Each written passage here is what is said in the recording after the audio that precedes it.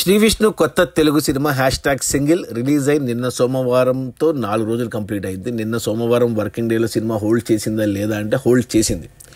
2 కోట్ల గ్రాస్ వచ్చింది నిన్న, అంటే ఎక్సలెంట్ హోల్డ్. సినిమాల 4 రోజుల్లో 17 కోట్ల గ్రాస్ కలెక్ట్ చేసింది.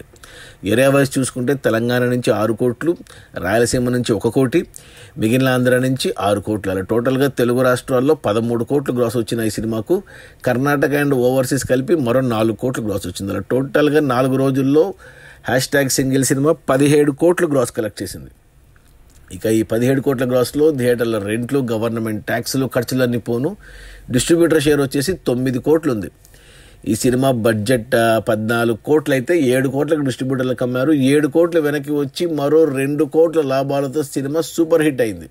నేను ఇంకా సినిమా చూడలేదు, టాకు రివ్యూస్ మిక్స్డ్గా ఉన్నా కానీ కలెక్షన్స్లో కుమ్మేసింది. ఈ సినిమాతో పాటు రిలీజ్ అయిన సమంత ప్రొడ్యూస్ చేసిన సినిమా, ఆ సినిమాకి పెద్దగా కలెక్షన్స్ లేవు. 4 రోజులు ఆ సినిమా కేవలం 4 కోట్లే కలెక్ట్ చేసింది. బట్ మన శ్రీ విష్ణు సినిమా 17 కోట్లు గ్రాస్ కలెక్ట్ చేసింది.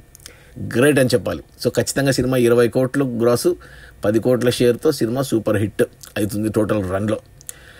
అది మన గీతా ఆర్ట్స్ బ్యానర్లో అల్లు అరవింద్, బన్నీ వాసు ప్రొడ్యూస్ చేసిన సినిమా #సింగిల్.